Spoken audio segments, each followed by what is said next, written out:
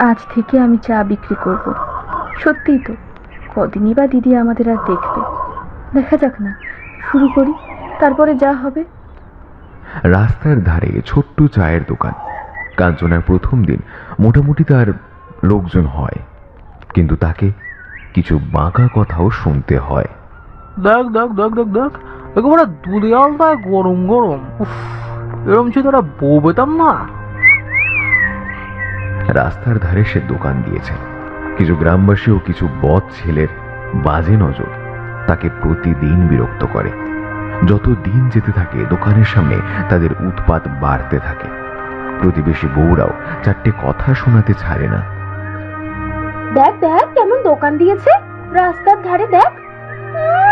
লোক দেখিয়ে যত নাটক, ছি ছি ছি ছি ছি ছি।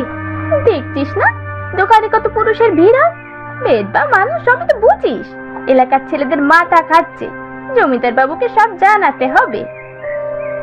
কাঞ্চনা সব অপমান লাঞ্ছনা মুখ বুজে সহ্য করে, আর রাতের বেলায় একা একা বসে কান্না করে। কান্না করছো কেন বোন? প্রতিবেশীদের সব কথাই আমার কানে আসে।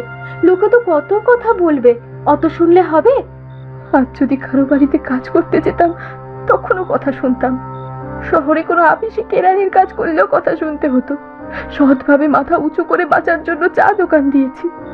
আমার কাছে যতটুকু সামর্থ্য ছিল তার মধ্যে থেকে কিছু করার চেষ্টা করছি। কারো কাছে তো হাত পাতিনি, কারোর কাছে তো সাহায্য চাইনি। মানুষের কাজই হচ্ছে কথা বলা। তুমি ভালো করলেও বলবে, খারাপ করলেও বলবে। ওসব কথা একদম কান দিও না। দিন দিন কাঞ্চনার রাস্তার ধারে চায়ের দোকানে কিছু বদ ছেলে ছোকরে এসে এত উৎপাত করতে থাকে যে কাঞ্চনার দোকানে কাজ করাটা দুষ্কর হয়ে যায়। একদিন দোকানে জমিদার বাবু আসে আর বলে, এখানে আর তুমি কাজ করতে পারবে না কাঞ্চনা, তুমি এখান থেকে চলে যাও।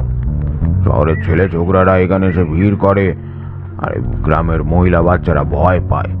এটা কি আমার দোষ জমিদার বাবু? তা তুমি বা কেন দোকান দিতে গেলে? হ্যাঁ, আর তাছাড়া গ্রামের বিধবা মহিলা একা থাকো বাচ্চা নিয়ে। গ্রামবাসীরা অনেকেই চাইছে না তুমি এখানে থাকো। আসলে গ্রামের অনেক ছেলেরা তোমার জন্য খারাপ হচ্ছে। আমি কি করলাম?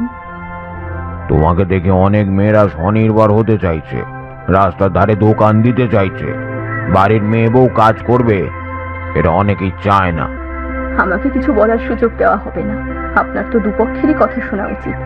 গ্রামবাসীরা আপনার কাছে নালিশ করলো আর আপনি চলে এলেন। আমার কথাটাও তো আপনার শোনা উচিত। তোমার কথা মানে আসলে সেভাবে তো কিছু ভাবা হয়নি। আচ্ছা ঠিক আছে, কালকে বিকেলে বটতলায় এসে উপস্থিত হও, আমি একটা সভা বসাবো। পুরো গ্রাম একদিকে আর কাঞ্চনা একদিকে। কয়েক মাসের মধ্যেই তার জীবনযাত্রা কিভাবে পাল্টে গেল। যতদিন তার স্বামী বেঁচে ছিল ততদিন তাকে সবাই সম্মান করত, ভালো নজরে দেখত। স্বামী মারা গেছে বলে সবকিছু এক ঝটকায় কেমন পাল্টে গেল। 3 মাস হয়ে গেছে স্বামী মারা গেছে, আর সে ফিরে আসবে না। কাঞ্চনা সেটা ভালো মতোই জানে। সারা রাত কাঞ্চনা ঘরে পায়চারি করে, কি করবে বুঝতে পারে না।